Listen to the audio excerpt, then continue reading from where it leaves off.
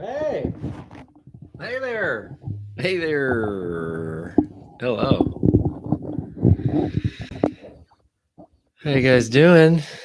Hope you're doing good. Let's get this figured out here. Man, wow, some technical difficulties. Some technical difficulties lately with this live stream. I did this morning at the time that I said that I was going to. It's just that I recorded the live stream on my other channel that wasn't airing the air. So, welcome. Hi, thanks for being here.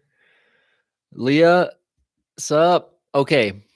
So, I posted on my channel that I was going to do a live Q&A, and a lot of you have submitted questions.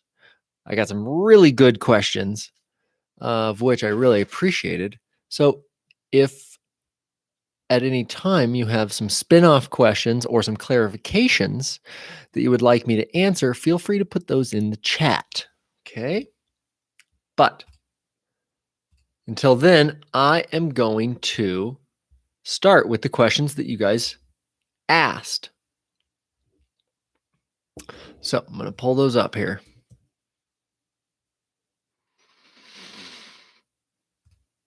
First question is from Riza.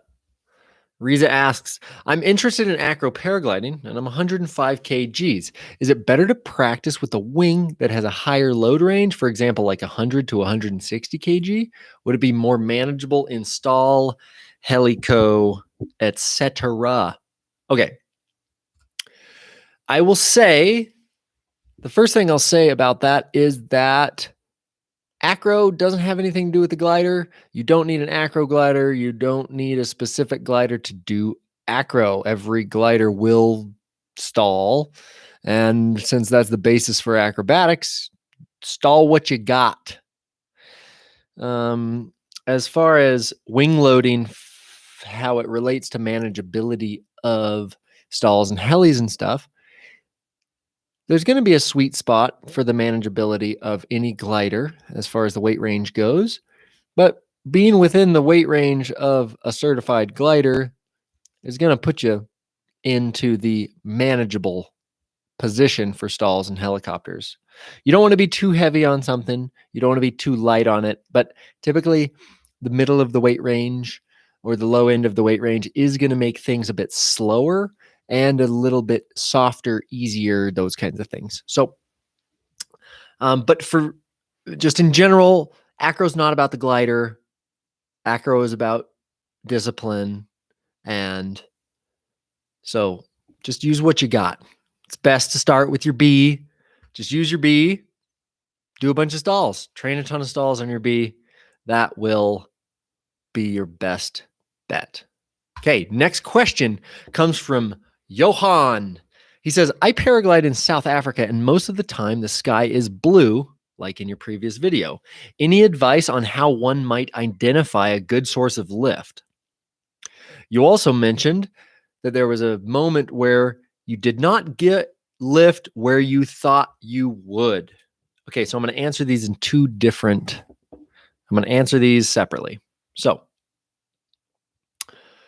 the first thing is, on a blue day where there's no clouds indicating lift, how do you know what is going to produce a thermal? Well, first I would say that to learn this stuff, you can start with formal education, like reading something like Understanding the Sky by Dennis Pagan, but it's only actualized, the knowledge is only actualized through experience. So you just have to fly a bunch and you start realizing where it actually is most likely to work. The more experience you have and the more knowledge you have, you're basically going to be you're going to be right more often. But in general, when we're looking for triggers of thermals, we're looking for big objects that are windward, right? The wind is blowing up them, and that they're in direct sunlight, and the sun is is perpendicular to the slope.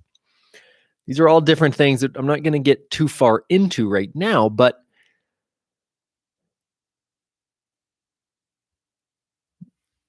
say you're in the Alps and there's a gigantic mountain that's right in the sun, right in the wind. Yeah, the mountain is likely to produce a thermal. But in the flats, we do a lot of flatland flying out here in the American West, and the thermal triggers are almost the same, but they're softer and subtler. So, like, even just a highway across a blank desert can be a trigger. Even a telephone pole in a blank field can be a trigger. Even just a small bump um, can be enough to trigger a thermal from flatland. So, all these different things take some education about what's possible. So I would recommend reading something like Understanding the Sky by Dennis Pagan, and then just take a lot of time flying and practicing. The second part of the question is what happens when you think that a thermal is going to be there and you get there and it's not there? Well, this is just like life, right? When our expectations of reality don't match up with how reality actually is. Hilarious. Yes, this happens all the time.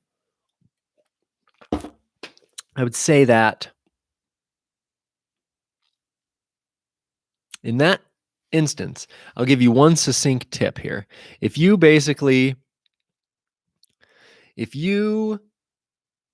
fly to a thermal trigger that you thought would produce really well and you get there and nothing's happening, then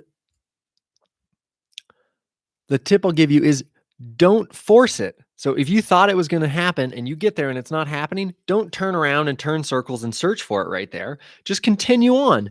Reassess. What's the next feature that I think is going to work? Because maybe you were right that the feature that you flew to would work, but you arrived there in a lull cycle. Keep moving. Go find the next thing. Don't just force your mistaken expectation onto the terrain. Okay. Next question.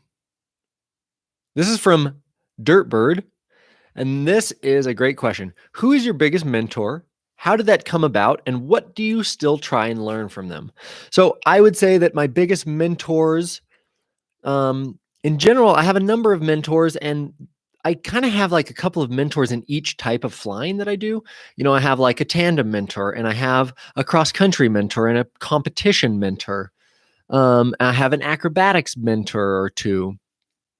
And how they come about is being a part of the community, being active, and a concept that I've talked about in my video called How to Learn Paragliding Cheap is a concept I call stoke as currency. And this is the idea that you can bring your energy, your enthusiasm, your excitement, and people will give you their knowledge, their wisdom, their guidance, their time, their advice to you. And so this is how I think I develop mentorships. And this is who I like to mentor as well, are the people who are excited to learn, who come to me with questions. They don't wait for me to see them making mistakes. They're very self-reflective. They're thinking about themselves. They're thinking about their flying. They're thinking about what they want to learn, these kinds of things. So that's kind of how that came about. And I will say that one of my, from day one, biggest mentors, his name is Sean. When I started paragliding here in Central Oregon, he had already been paragliding here for 15 years. So he also was very humble. He was calm and had a good time. He also did gigantic wingovers on every single flight perfectly. He was a really good pilot. He was a kiting master. And so I instantly gravitated towards his type of flying. He was very generous with his knowledge and his experience and telling me what he thought and guiding me. And he's become one of my best friends. He's a father. He has 4 children. And so I think that the things that I'm still learning from him now, because I think my paragliding has surpassed his, the things that I'm still being mentored in from him are how to be a man and a father and a husband and a good person, and how to stick with it, and how to roll with the punches of life and all these different things. He's one of my closest friends, and I'm super grateful for that. So that's a great question. The next question is also from Dirtbird, and it is, what's the difference in glider behavior between a stall from min speed, trim speed, and dynamic stall? So I would say on this one, what's the difference between glider behavior on the different energies you can take into a stall? So we're basically talking about trim speed stall is where I'm at trim speed and 3, 2, 1, stall the glider. Minimum speed is where, like in SIV, they'll teach you pull the brakes, hold them. This slows the glider down to minimum speed. And then 3, 2, 1, you stuff the brakes and you stall the glider. What it looks like from, outside perspective is, we think of it and we talk about it as how far the glider goes behind you, which is experientially true, but objectively it's not true, because what happens when you stall the glider doesn't go behind you. You go in front of the glider because your body has inertia, your harness has inertia, and your glider stops flying and becomes a big air brake. So the forward speed is basically stopped but in the glider, but your body still keeps going forward. So if you slow the glider way down, now your body's not going very fast. And so when the glider stalls, your body only goes in front of the glider a little bit before you come down, and then the glider comes over your head. So it doesn't have a lot of energy to shoot. Whereas if you take a big dynamic full stall and you build up a bunch of energy and you come and you go way in front of the glider and you stall it and the glider goes under you, now as you come onto the glider, now the glider, your body has all of this potential energy that is going to turn into kinetic energy, which is going to pull the glider forward and let it shoot really hard. So the difference in stalls at how much energy you take into the stall is all about energy management. So if you go faster into a stall, you have to be prepared for there to be a bigger chute, and you have to be prepared to manage that. But the glider behavior isn't that different. It might be different in speed and scale, but it's pretty much the same. How you deal with that is going to be different, but the glider pretty much does the same thing. It inflates and it shoots, right? Whether you're in a very small stall or if you just do a gigantic dynamic full stall, the same thing's going to happen. It's going to reinflate and it's going to shoot. Okay. It's a great question. The next question is a really good one from Steve. And he says, when you're on glide, do you like to go on bar to minimize time spent between climbs, or do you find minimum sink the better way to go? So this is a concept that in paragliding we refer to as speed to fly, which essentially means how much speed bar should I be using right now? And I think I need to make an entire video talking about this, and I'll try to summarize it as succinctly as I can here. So if on one side of the spectrum we have 4 meters a second up, and on the other side of the spectrum we have 4 meters a second down, then we can think about speed to fly as how fast we should be going between these 2 points, okay? Because speed to fly is your forward speed in relation to your vertical airspeed. So if you have 4 meters a second up, then you fly really slow, right? What do you do when you're in 4 meters a second lift? You pull the brakes and you turn in circles. You thermal, beep, beep, beep, beep, beep. Okay, that's as slow as you can fly, is flying in circles. The fastest you can fly is full speed bar. So if on one end of the spectrum, 4 meters a second is turning circles and flying very slow, on the other end of the spectrum is 4 meters a second sink. This is my threshold for full speed bar. And I actually have a threshold that's about 3.5 meters a second. If I'm sustaining 3.5 meters a second sink, I'm pushing full speed. Okay, so that's just the most basic speed to fly concept. Up and down, and how fast. Up is slow, down is fast, right? You fly slow in lift and fast in sink. But we have to add on to this a couple of things. One is wind, because if we're flying in a bunch of tailwind, I'm not going to push as much speed bar.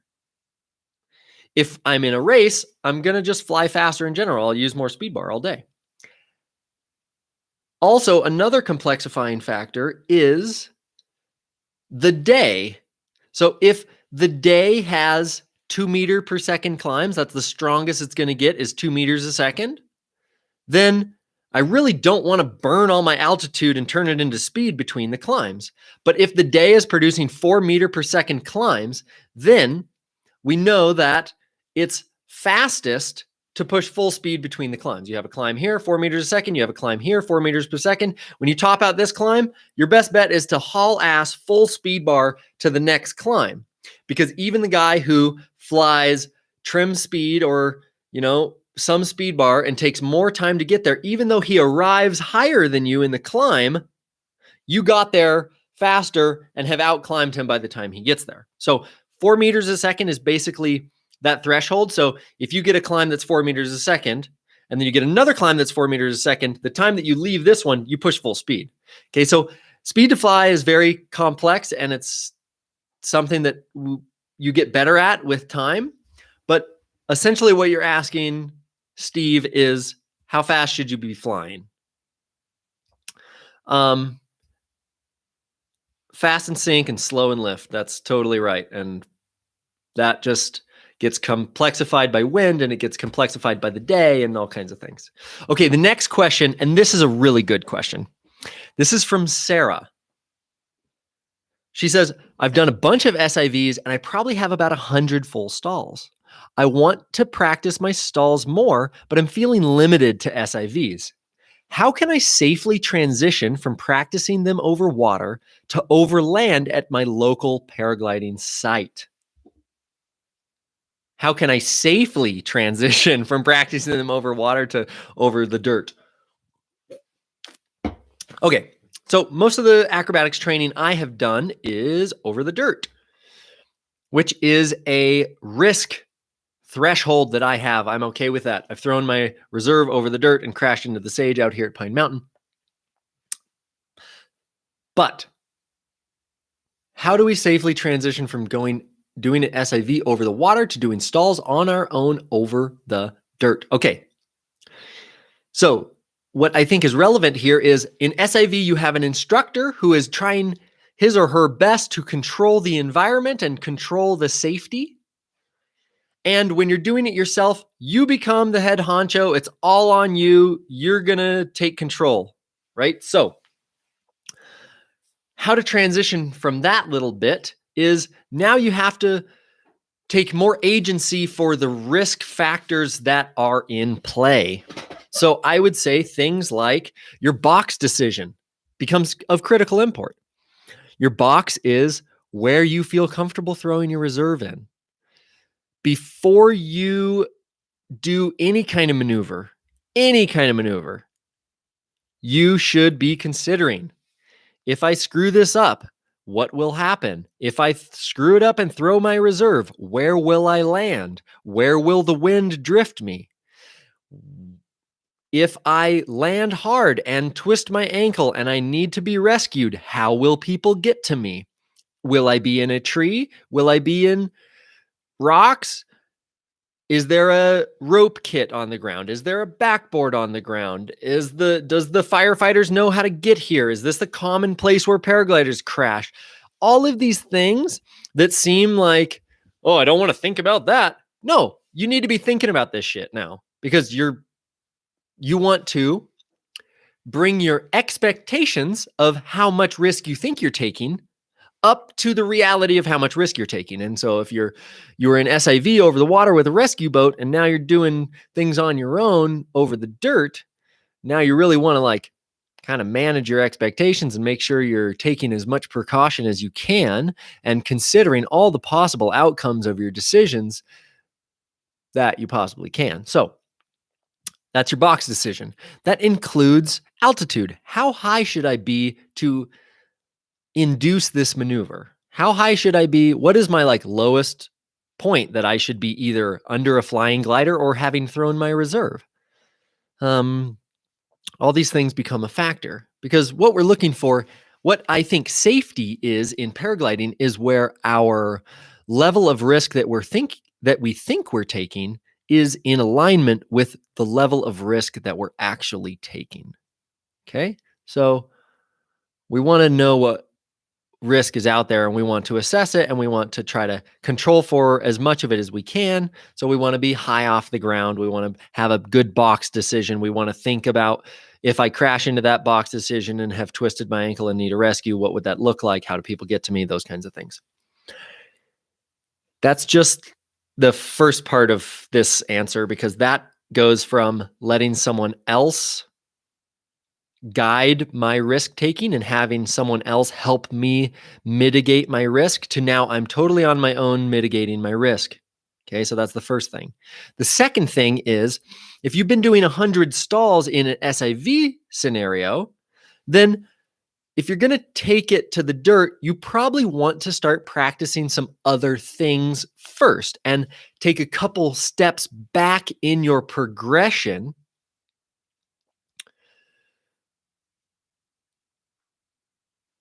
You want to take a couple steps back in your progression so that you can kind of build up to this new level of risk over the dirt. When I say that, I mean that if you were doing full stalls in SIV, then maybe if you're transitioning to over the dirt on your own accord, you might want to start with some asymmetric collapses. You might want to start with some wingovers. You might want to start with some spirals. Going back in your progression a little bit is wise because now you're taking another level of risk. There's dirt under you and you don't have a rescue team waiting for you. You don't have an SIV instructor. There's no one watching you trying to mitigate your safety with you. So you probably want to take a couple steps back. So if you were doing full stalls in SIV, then maybe you want to do some spirals, some asymmetric collapses, some wingovers, these different things to build yourself back up. Once you get to that point where you're like, okay, I think I am actually ready to do my first stall over the dirt. I'm in the box. I feel good about my risk tolerance here, and I'm ready to do my first stall. I would say that your first stall should be the most controllable stall that you can muster. So I'm not going to go and do the little two-step stall that just stalls the glider quick and lets it out and shoot. No, I'll probably go back to that full stall, your first stalls in SIV where you slow the glider down, 1, 2, 3, stuff it symmetrically, control the first shoot, let it come into tail slide, slowly build the wall again, slowly build the wall. When it's in front of you, let it out. Okay, I would probably go back to that and then build up stalls over time to things that are more dynamic, to things that you let shoot more powerfully, all these different things. So just to summarize, make sure you're taking the level of risk that you think you're taking. Consider your box decisions. Consider your altitude. Take a couple steps back in your progression and build it up over the dirt as if you're kind of in a new situation because you are. Okay, I hope that's helpful, Sarah. Okay. I'm just going to take one here from the chat that was a little spin-off. Talking about risk taking, how do we go about explaining the risks to our loved ones and have that hard conversation if worst case scenario was to happen? Getting right to the heart of it, huh? Okay. Well, how do we go about explaining the risks to our loved ones? Sorry for the beeping. I don't know how to turn that off. I'm afraid to mute my computer, and then it's like, what if I mute my microphone? I don't know. How do we go about explaining our risk to our loved ones? Oof. Fuck, that's a tough one. I think that the thing that this brings up in me is, first of all, we have to shed our illusions. We have to shed our illusions about what risk we're actually taking. And we want to align the risk that we think we're taking with the risk that we're actually taking. As far as explaining it to other people, I think that's less important than embodying it, like actually living from that place where you know what risk you're taking and it makes sense for your life.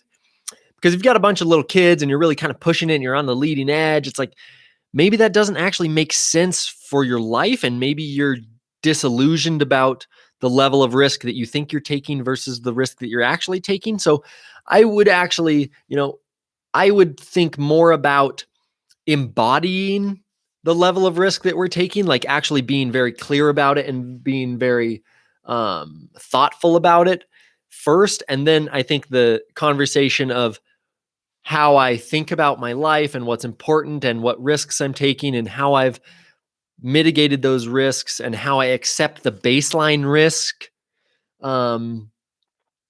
is an important thing to be able to articulate to our loved ones. And the second part of your question is, how do we go about explaining to our loved ones and having the hard conversation if the worst case scenario was to happen? Well, first of all, worst case scenario happens, you ain't having no conversations. All right, right? Like you crater, you're dead, you don't have a conversation. So having that conversation in advance, I think, is really important. This is why we should meditate on our own mortality. This is why we should really be super clear that paragliding's fucking dangerous. And it's like, we can do all of the safety things. We can be the best pilots possible, but there's still this baseline risk that you could just get swatted out of the sky, or you could make a mistake and you could die doing it. So if you're under the illusion that you can't die paragliding, you shouldn't be paragliding, and you definitely shouldn't be telling your loved ones that you have your risks mitigated. Okay, it's like there's a baseline risk. It's a dangerous sport. It can be very meaningful to us, and it can provide a huge enrichment in our lives and an opportunity to grow and experience and travel and all of these things. But don't ever try to convince someone that paragliding is not dangerous. Paragliding is fucking dangerous. All right. People die doing it. All right. Get real. Also, I think that especially if you have a partner, if you have a wife, if you have assets, if you have a family, you should have a will. You should have wishes for how you would like your death to be handled, whether you'd like to be cremated, where you'd like your ashes to be spread. All of these things, like, they provide clarity and closure for the people that we leave behind. So this is just something that you should be considering, and things that when you're gone, your loved ones will thank you immensely for, and that it will clear up their bandwidth to be able to deal with your death as opposed to dealing with your shit. Okay? Hope that helps. Okay. I'm going to do the last question here. French Flies writes, I would enjoy hearing more of a discussion around flat turns. I think there's a lot of misconceptions of what they are in the community. Okay, so let's talk about flat turns for a second here, and I'm going to address it in two ways, okay? One is the radius of the turn. Because obviously, if you do a really tight little 360 spiral, that's not a very flat turn. And if you just like do the circumference of the globe, that's a pretty flat turn. The other part is things that we can do with the brakes, weight shift, to manage the pitch and roll of the glider when it's doing any given radius. Okay.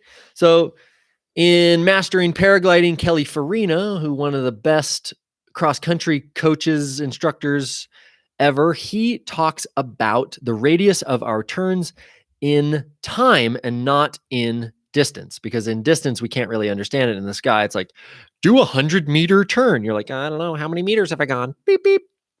But in time, he recommends that 4 seconds for every 90 degrees, which totals a 16-second 360. So go to your local paragliding site and you can turn and count 1, 1000, 2, 1000, 3, 1000, 4, 1000. That should be about 90 degrees. And this is an average. So a tight turn and a strong climb is probably going to be, something around 10 seconds. And a really wide turn in light climb or in consistent big thermals might even be something like 20 seconds.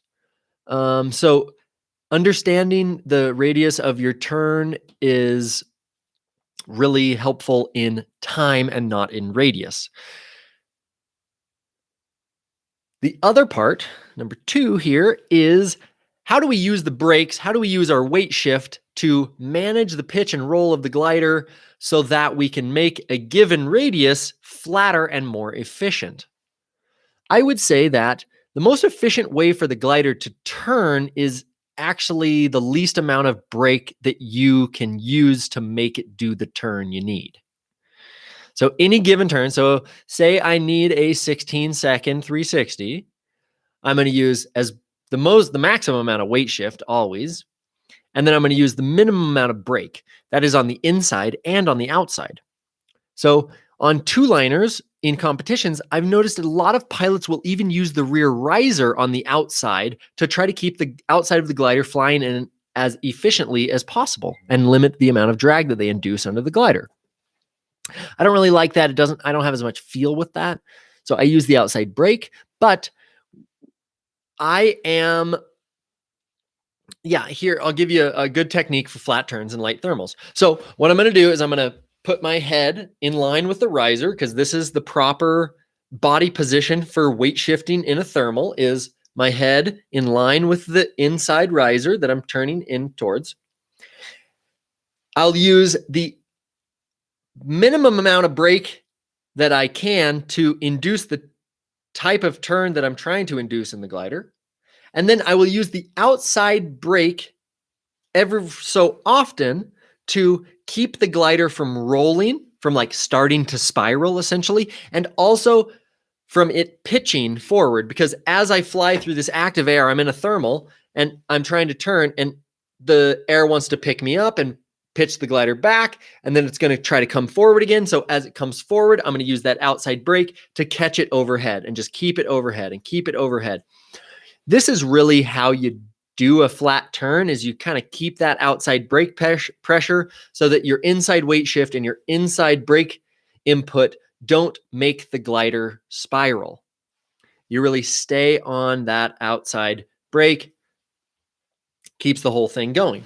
I think the most efficient way to turn the glider is using no brakes, actually. So I have had a number of flights in Mexico at a place called Tapalpa, where the thermals are so big and so smooth that you can literally just weight shift and you don't need any inside brake, and you'll just do these huge circles of just totally going up.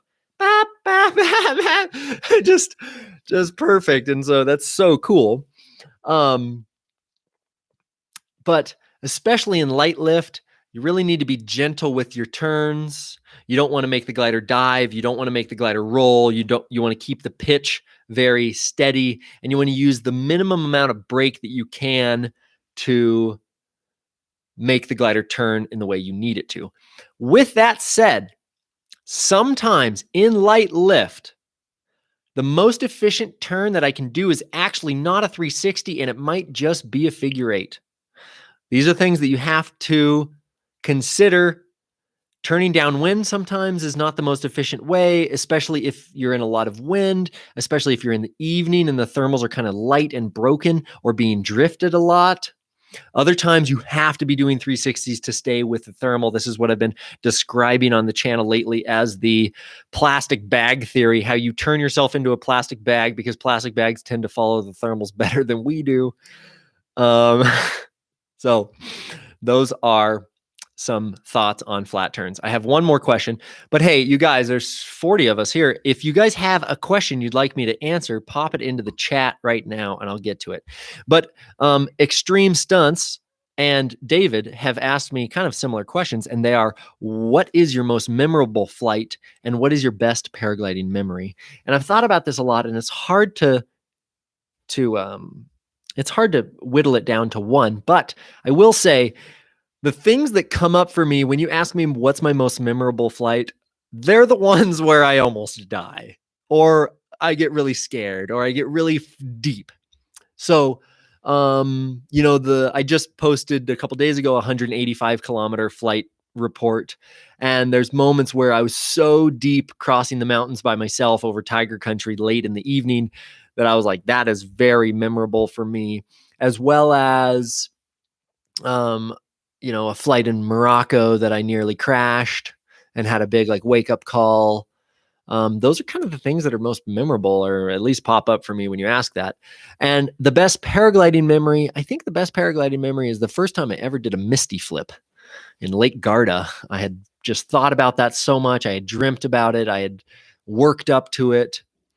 And when I finally got to try it, I did it first try and it just went so perfectly. And then, if you've seen my channel and the little intro where I scream, ah, ha, ha, I love paragliding, that was actually that. Yep, that was right after I did my first ever Misty flip. So that's probably my best paragliding memory. Okay, so got a question from Phil here talking about the opposite weight shift when it's light. Okay. Opposite weight shift, trying to fly efficiently in light climbs, light thermals, light lift. Sure. And no. Basically, there's a couple things you need to know about your glider, just how paragliders work for you to start doing opposite weight shift. Because if you want to turn left and you weight shift right and you pull a bunch of left brake, your glider will spin so much easier. Okay, you have to know this. If you take the weight off of the side that you're going to pull the brake, the glider will spin so much easier because the wing loading is gone, right? So imagine if you start spiraling to the right and all of your weight shift is on the right, man, you can pull that brake so far and the glider won't spin because the glider is loaded on that side.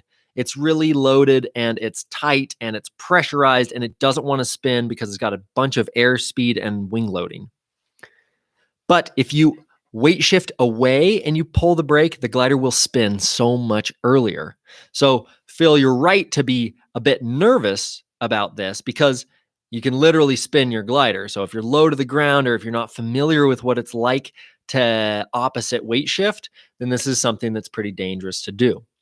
But the opposite weight shift can be kind of like the outside brake, but in general, I think that when you're doing things opposite on the glider, it's not the most efficient way to be flying because you're going to have to, if you're weight shifting away, you're going to have to pull way more brake to make it turn in the same thing. So in light lift, what I think about is just trying to be very delicate on the glider, but I never do opposite things. So if I'm trying to milk light lift, I think about just like a little bit of weight shift, a little bit of brake, just being really gentle with it. But I'm not going to use opposite weight shift. Basically, when instructors teach people to soar, they say that if you're flying along the ridge, say we got a ridge on our right, you're looking at me, so it's your left.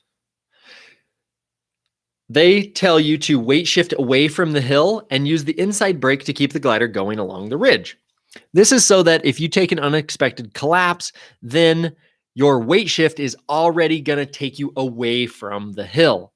And for beginners, this is a good idea. But in general, if you are if you're weight shifting on one side, you're letting weight off of the other side of the glider. And if you pull a bunch of brake there, the glider will spin a lot sooner. So in general, it's something that you don't really want to do extremes of. But sure, a little bit of outside weight shift and a little bit of outside brake or, like the opposite thing can work. But in general, don't do too much of it. Okay, got another question here from Mohite. Can you explain the difference between light version of a glider with respect to glider life? For example, will the Ion 6 have the same lifespan as the Ion 6 Lite? Will the Alpina have the same lifespan as a Delta? Sure, yeah, I can talk about this a bit. I've owned lightweight gliders and full weight gliders. I have a Xeno that I've been flying a lot, which is a lightweight glider naturally.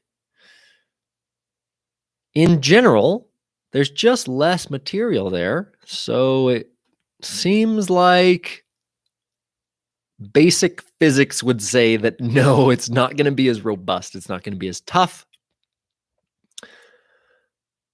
But as lightweight gliders have come into the market and have been used and used and used, it is pretty impressive how durable they actually are. So it really depends on, if we're talking about glider lifespan, where is your glider going to live and what kind of life is your glider going to have?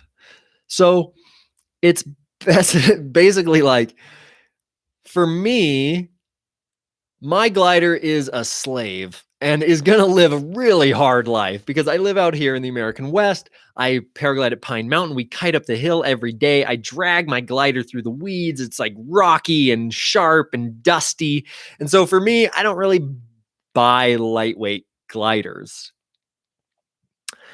Having said that, I've flown a lot of lightweight gliders out there, and I just have to be a bit more careful with them, and I try not to set them down in the sage. And if I set them down in the sage, I definitely don't yank them out of the sage. So just am a little bit more careful with it. But let me just tangent real quick here. And if you're typing, just listen for a second because I can alleviate a lot of stress from your head right here. Okay, ready?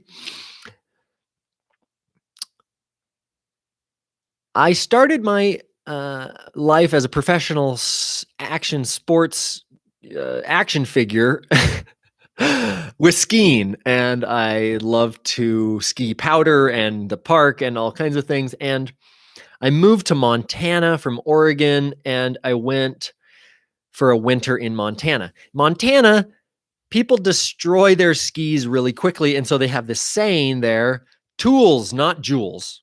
Your skis are not jewels. Please do not treat them like they're your babies.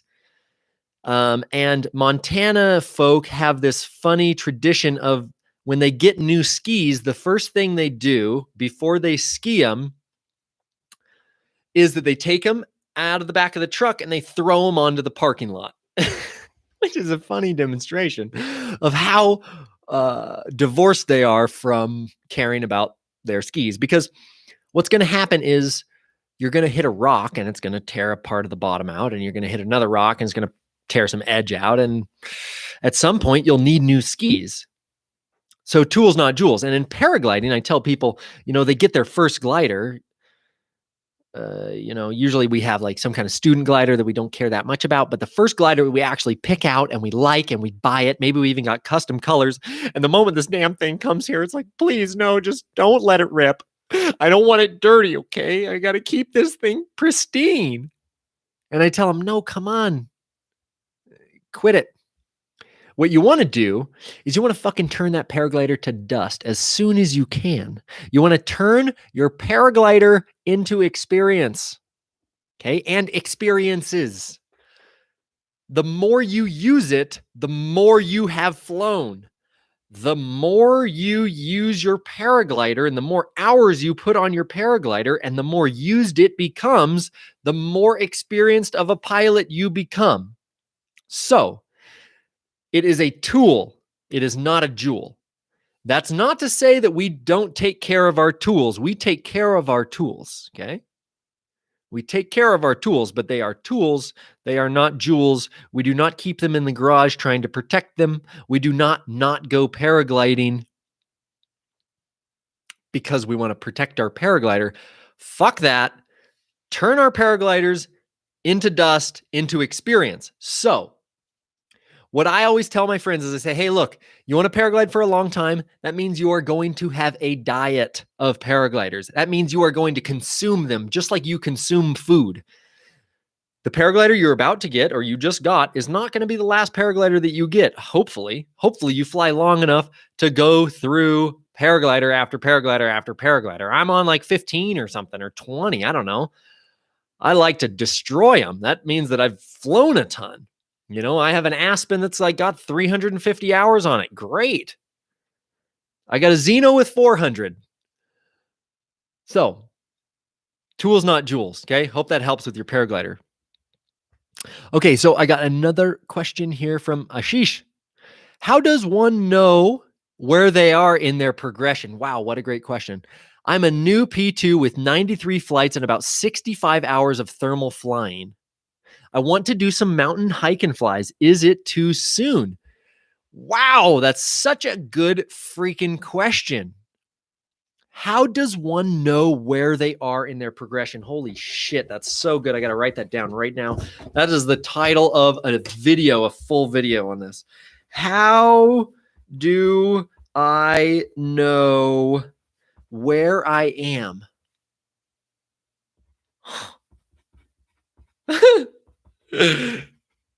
God, that's good. Okay. Ashish, I have something for you. Why don't you email me at airyintheair@gmail.com? That's the best question I've heard. Okay. How do I know where I am in my progression? Okay. I'm winging it here, but this is such a good question. I love this. I've wondered the same thing because something that we all experience in our paragliding career, it seems, is the moments where we're like, maybe I'm not as good as I thought I was. Right? You go to a paragliding competition, you bomb out, you get your ass kicked. You keep trying to fly cross country, you keep landing out, keep bombing out. You throw your reserve, you have an incident, you have an accident, you get really scared. Your friends outfly you. Someone with less experience outflies you. How do we measure our progression? How good are we and how do we know? This is such a good freaking question. Okay, there's a couple ways. One, log your flights. Log your flights, log your flight time. Be very accurate with it. Don't round up like I do. All right. Don't round up like I do. I've got 1 million flight hours. No, I don't. Log your flights, log your flight time. Another thing is to be integrated in the community.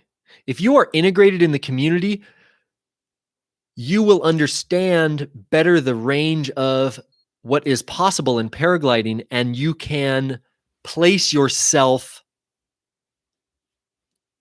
in the spectrum of paragliding. Okay, so for me, I thought I was good. I probably had like 200 flight hours. I thought I was pretty good at paragliding. I was flying an acrobatics glider. I went to France. I realized that people get really fucking good at paragliding and that I was such a beginner. It was seriously eye-opening for me. There was 14-year-old kids who had been paragliding since they were 7 who were launching Enzo 3s and doing helis on them. And I was like, holy shit, okay. I was seeing tandem pilots who were launching in conditions that I wasn't comfortable launching in, and they were totally crushing it.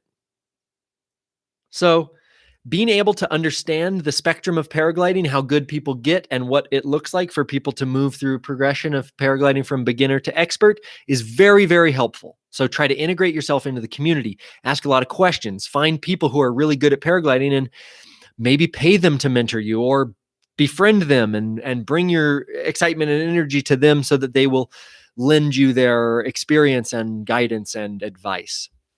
Another thing that I would say, your second part of your question is, you've got your P2 with 93 flights and 65 hours of thermal flying and you want to do some mountain hike and flies. Is it too soon? Well, I mean, shit. If you can do a mountain hike and fly and know that the air is totally still, then, I mean, that's a sled ride. I think you're qualified for a sled ride. Do you know where the LZ is? And are you sure you can get there? In general, the best way to, I guess the fear here that I assume you have is that you'll do something that you'll find yourself out of your limits or in over your head. And the best way to hedge yourself against being in over your head is having mentors and flying with them. Because if you have a mentor, a real mentor, a good mentor will know your level. know what you're capable of, and also want to keep you just like a couple clicks inside of that, right? And they're going to also have enough courage to say, hey, Ashish, no, you're not quite ready for that. We're going to go around today and we're going to do these other kinds of things to build up your skill set so that you can safely do what it is that you're hoping to do. So having a mentor is an incredibly good way of hedging for that.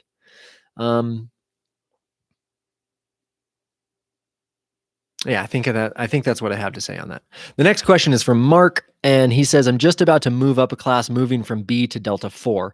I'll fly a comp this weekend in Cook knows. I have 150 hours and 5 SIVs and comp experience. Any things to consider moving up a class?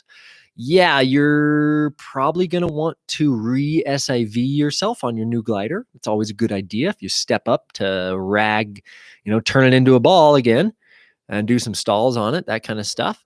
Also, just consider why you're moving up. Are you just trying to be faster? Have you totally ragged out your old glider? Were you on your E and B flying full speed bar, using the rear risers between climbs? Were you really pushing the limits of that glider? Or are you getting influenced by the marketing of the industry that tells you that it's the new, better, coolest thing that's going to make you feel better? All these things are worth considering when you consider moving up a class, because moving up a class is no joke. From a B to a Delta 4, a Delta 4 is pretty manageable glider, but also is no joke. It'll do SATs, it'll do helis, it'll shoot really hard. So all kinds of things you want to consider before you move up a class. Okay. From Toomby. Your brand new PPG pilot and your Ozone Roadster 3 is a reflex glider that the manual mentions as being good for free flight, but a local instructor was saying no. What are my thoughts? Well, my first questions would be, is said instructor trying to sell you a new glider? I'll beat his price, okay? I mean, the Ozone Roadster 3 is a reflex glider, and the manual mentions it's being good for free flight. I mean, you could probably soar the thing. It probably flies just fine. It's probably really safe. It's a reflex glider. I bet if it collapsed, it would open up really fast. Yeah, I'd say that for soaring flights and for mellow things, it's probably fine. Yeah, you can probably, test it out. Let me know how it flies. But yeah, like you're going to want a mentor there too. Like if you're not familiar with free flying and you're just a paramotor pilot and you want to take your paramotor glider out and test it in free flying, you probably want to integrate yourself into that community as well. Julian is asking what criteria he should consider before choosing the right paragliding school. And Robert, my boy Robert Michaels, is asking if he's going to travel, and that he's recommending that it's a good idea to make your instructor someone who you can fly with even when you are not on radio under instruction. And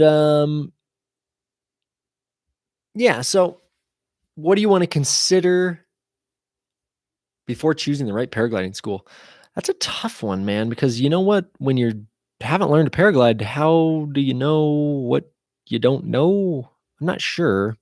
In general, I recommend just talking to people. See if the way that you explain why you want to learn to paraglide and what you want to get out of paragliding resonates with them.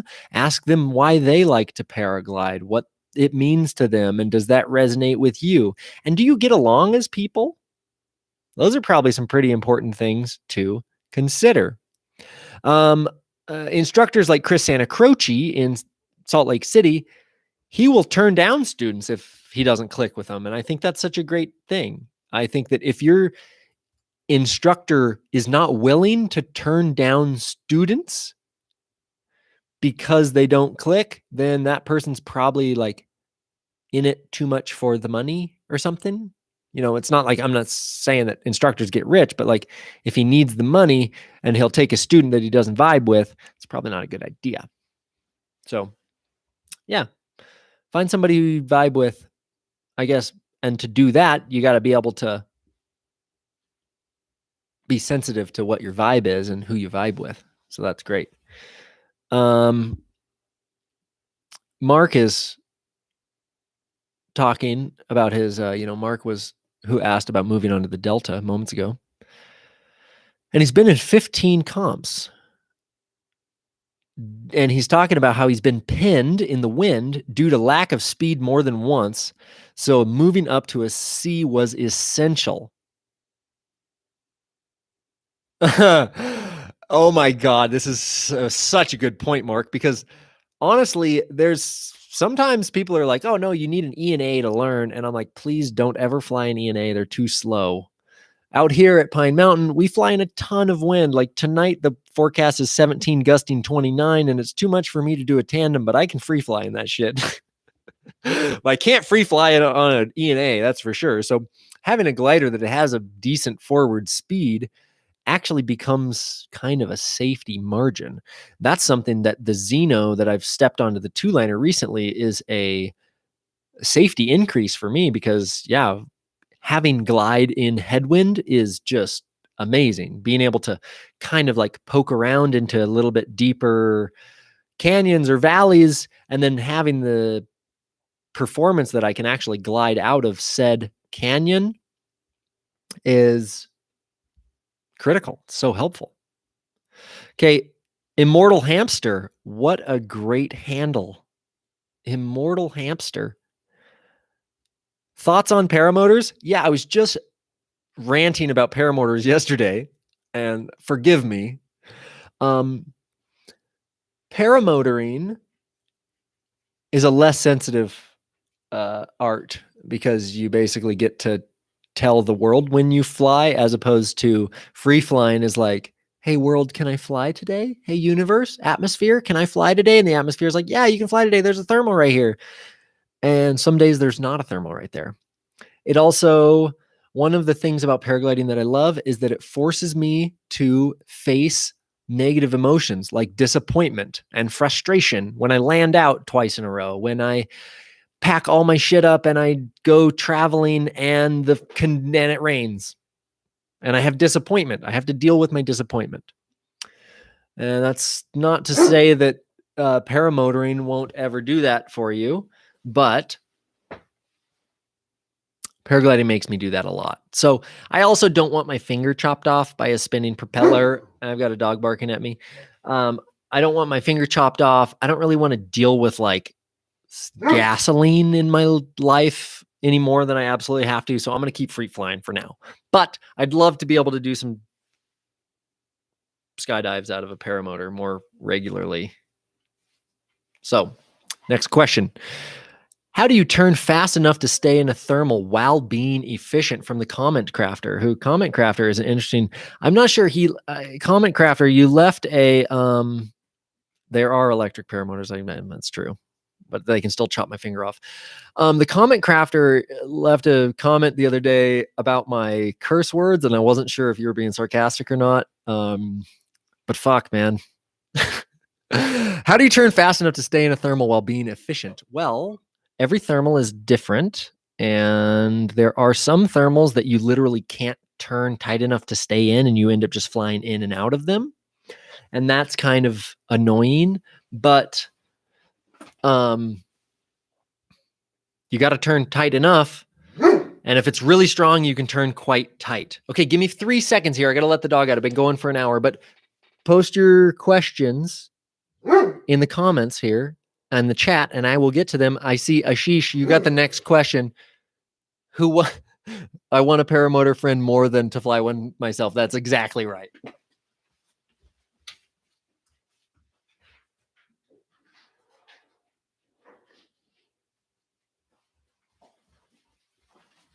Okay, I'm back. Thanks for your patience. Okay. You can see the dog in the background. You see that?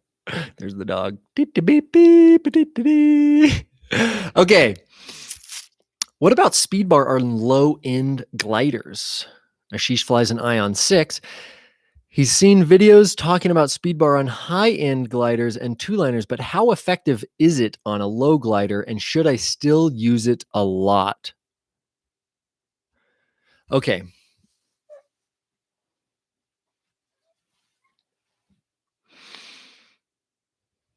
Speed bar on low end gliders. Okay, this goes back to the speed to fly conversation, which is effectively the relationship between how much forward speed you should be using in relation to your vertical airspeed. So if you're flying an Ion 6 or just a total dog turd in the sky and you're in 4 meters a second sink, you need to push full speed bar. It doesn't matter what glider you're flying. If you are in 4 meters a second lift on a dog turd or an Ion 6, you need to slow down and turn. Doesn't matter what glider you're flying. Speed to fly is not relative to the glider. It is just how fast you should be flying relative to your vertical airspeed. So, does that make sense? I hope that makes sense. Yes, if you want to move up in glider class, the thing that is most important is that you can use the entire speed range of the glider, which means from flying slow in, min sync or flying slow in thermals to full speed, how efficiently and how comfortably you can fly full speed, how comfortably you can go from full speed to turn into a thermal.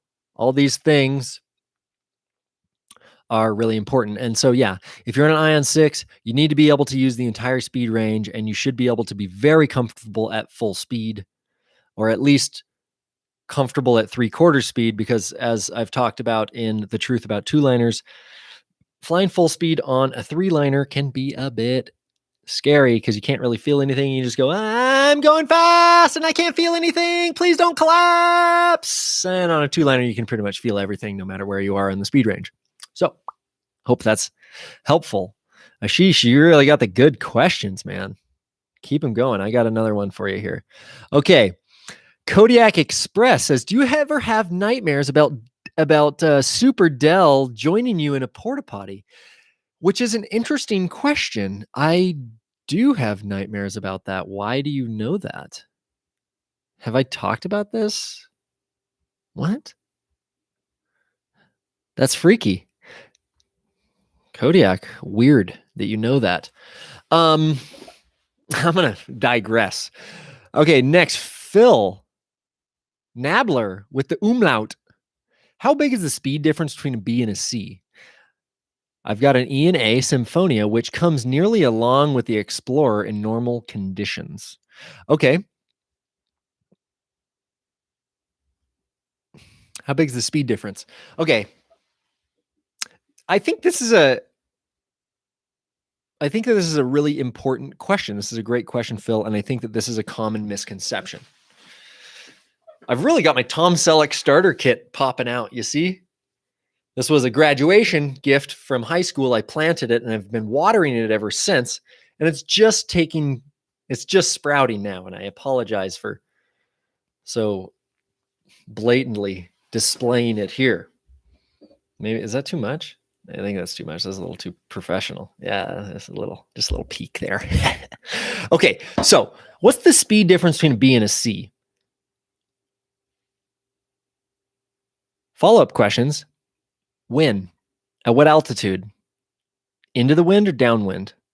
On speed bar or not? Because basically, trim speed in gliders really doesn't differ that much. What differs the most is how the glider will perform accelerated, how good the glide is when accelerated. Because if you're on a Sigma 10 and I'm on a Xeno and we're going downwind together at trim speed, there's really very little difference in our glide, in our speed. It's really not a big difference. But if you're on a Sigma 10 and I'm on a Xeno and we turn around and we're flying into headwind in turbulence, I am going to totally just leave you in the dust, because into the wind and in turbulence, how well I can control the glider while staying accelerated is everything. So the difference between a B and a C is really not that much downwind. It is more into the wind, right? So A lot of people fly only at trim speed or slower.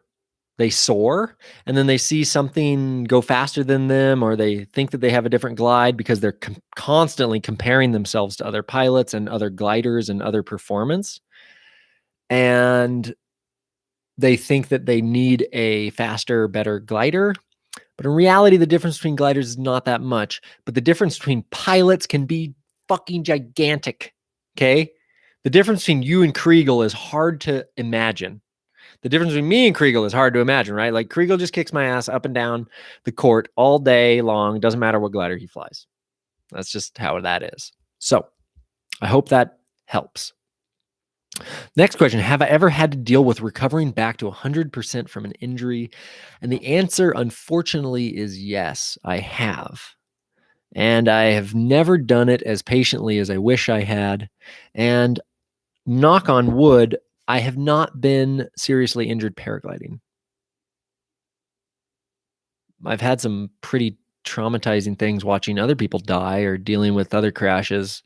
But myself, I haven't had a huge crash. I crashed onto the beach when I was like a P nothing, and I like separated my shoulder. I re-injured my shoulder that I had done skiing, but that was pretty much as bad as it's gotten. So, knock on wood that stays like that. Tips for slowing down for landing in no wind by Toomby. This is critical. I would say, and Phil commented that he also forgot how to flare correctly. Yeah, so the obvious and sarcastic thing for slowing down for landing in no wind is using the brakes. But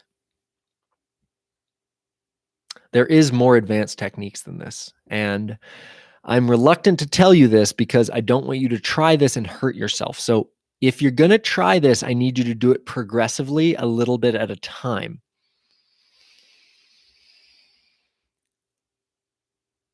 In base jumping, it is very common that to land, a pilot will use what's called a stall surge, where, yeah, the misty landing, I love it, Robert. Where as the pilot is about 20 or 30 feet off the ground, they will, okay, let me start over. As the pilot's 100 feet off the ground, they'll get into the brakes pretty heavy, and they'll be slow, slow, slow. Once they get to about 30 feet off the ground, they'll go totally hands up. The glider will surge forward. The pilot will accelerate towards the ground, and then the pilot will add flare, flare, flare, flare, flare, flare, and land. So the tip for landing softly in no wind is that we actually have to add a little bit of energy to the system. Why I told you that I'm reluctant to tell you this is because I'm reluctant to tell you to add energy to the system when you're close to the ground, because the first time you try this, you can fuck it up and break your back, right? So how to add energy safely to the system so that you can have what we call a tangential landing. So imagine if you're coming in to land, and I'm going to use like the bottom of my screen here for landing. I'm just going to crash into the microphone. So what we want to do, instead of just coming in on the brakes slow, slow, slow, and just like crashing into the ground, we actually want to like accelerate the glider so that we can flare a little bit, and it turns our speed into a tangential, like a forward speed instead of a downward, right? So like glider goes down 1.5 meters per second. But if we come in and flare and we're now going horizontal, we have no vertical airspeed. So that's what we are looking for. And like Sandra says, it's like landing a hang glider. Absolutely. There's a couple effects here that really help this happen. One of them is called ground effect, which is basically the pressure of the glider being pushed on the ground, right? And this will happen at 2 times the span vertically, right? Or the span vertically, I can't remember. So if your glider is 30 feet wide, basically if you get it within 30 feet of the ground, you're going to start getting into ground effect. Hang gliders land in ground effect all the time because the glider is so much closer to the pilot. But how you do this is basically you come in to landing on final, On your final, you come in at min speed, and then maybe 15, 20 feet off the ground, you go to hands up, the glider shoots a little bit, it accelerates you towards the ground, and then you use the brakes to then turn it into a tangential landing, which looks like this. You surge, and then you kind of turn it into tangential. Once you're going like this, if you've added a lot of speed, then you actually bubble up again. You go beep, beep, beep, beep, beep, beep, and then you come down into the ground and you can kind of crash. That's actually not what you want to do. So it's best to learn by adding just a little bit of brake, and then you let go and it comes in, and you can just kind of pull, pull, pull, and you have a nice landing. Okay. So adding speed adds energy. It allows you to make more of a tangential landing on final. And it's a kind of a tricky thing, and you want to learn it progressively so that you don't really like surge the glider into the ground on your first try. So, and yeah, Ashish has said that he's been told to practice dolphining to get a feel for this dive energy. That's such a good idea. You should practice this. Thank God you're here, Ashish. You should practice this before you ever try it anywhere near the ground. You should practice this way off of the ground. How you do that is you fly at trim speed, you pull on the brakes, you let go, the glider comes forward. As you come under it, you pull on the brakes again. You let go, the glider comes forward. You can produce enough energy like this that the glider can collapse. So being able to control the pitch of your glider and understanding how much brake will turn into how much surge is a really good idea. And Big O game, I don't know what that means, but it's a cool handle. What about a speed bar landing? A speed bar landing is exactly what I'm talking about. It is turning energy into a tangential landing. And it is quite technical, I'll say. I've done a number of these, and they're technical for a couple reasons. One, you have to be so good at using your speed bar and your rear risers. Two, you have to stay in your harness till the bitter end. And so that doesn't allow you to be out of your harness and protect your back with your legs. It doesn't allow you to be ready for an early landing. Speed bar landings are for expert only. It's like once, and honestly, I feel like I'm just like barely getting there. I have 1,500 flight hours and like a lot of acrobatics, and I feel like I'm just kind of getting to the speed bar landing thing. I practice the speed bar landings when the wind is really smooth at my local site, and I can kind of just like follow the terrain and use the speed bar instead of the brakes to just like go fast close to the ground. And then when I have a bump, I just let off a little bit and go up. And it's like, so yeah, speed bar landing is the same thing.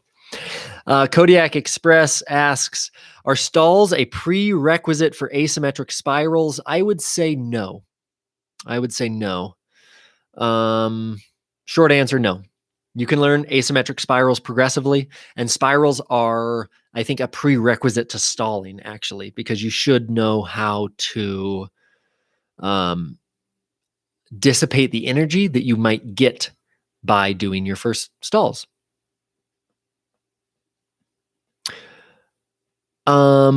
Robert is knocking these questions out because Martin asks, hey, I just finished my first round of training.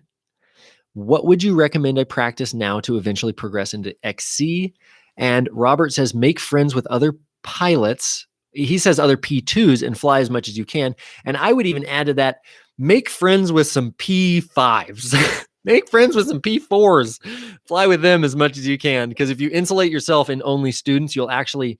I noticed a couple of people here at Pine Mountain, they kind of like, as they learned, they had the same instructor, and then they kind of banded together to fly together, but they were just like a group of 4 P2s, and they weren't really trying to bump up with us, the more experienced pilots at the site. And so I think it actually kind of like held them back. So I think Robert is right. Fly as much as you can, make friends with other pilots, but also make sure that you're looking for pilots who have legitimate experience and knowledge, and that you're integrating into the community in a way that they feel good sharing their knowledge and guidance with you. Okay. I'm going to go back here.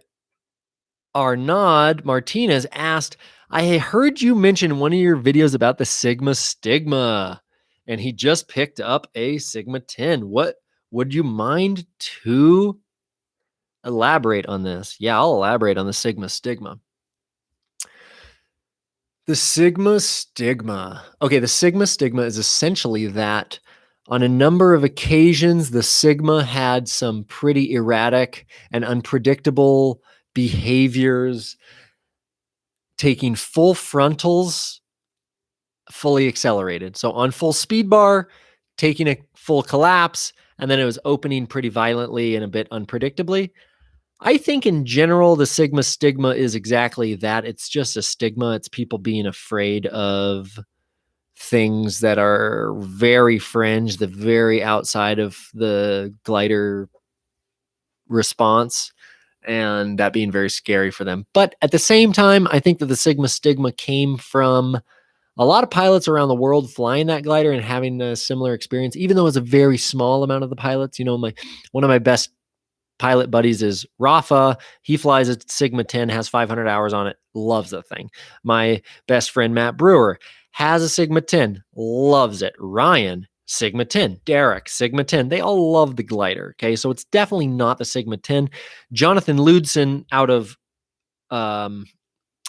Monroe, Utah, flies a Sigma 10, and at the Applegate Open competition was like crushing it with the lead gaggle. So there's nothing wrong with a Sigma, not even for a second. We have a couple for sale if you need one. But it is kind of a stigma. And I think that just the reality is that the Sigma is a performance sport class glider and can have some pretty fucking wild behavior when the thing is full speed bar collapsing.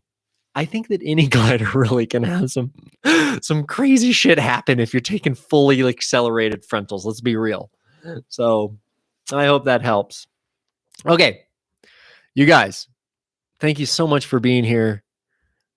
Do you one more question? Who's got one more question here? I got time for one more. And it shouldn't be about porta potties and Dell, Super Dell. I don't know the smoke, Greg. Heading out to Palm and Monroe. How about is the smoke affecting your flying? Well, I'm in Bend, Oregon. So today it's pretty clear. AQI of 150 this morning. So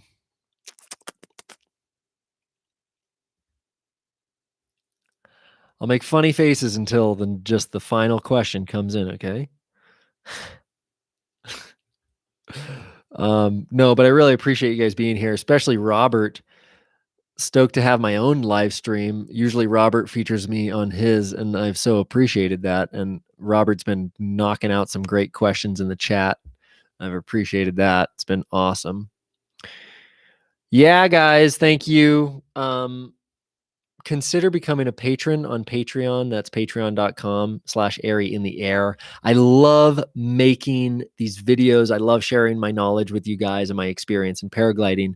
And you guys watching and listening and supporting it closes the loop. Okay, the last question comes from none other than Patrick Kuru Gannon. I'm so glad you're here. And he says, how do I channel my inner plastic bag? And is it okay if it's a reusable bag? And Kuru, I would say that no one would expect you to channel a brand new inner plastic bag. We all know that you can never afford that. This thing, the channeling your inner plastic bag, is a concept that I've been talking about on the channel about how to track really light climbs or wind-blown climbs.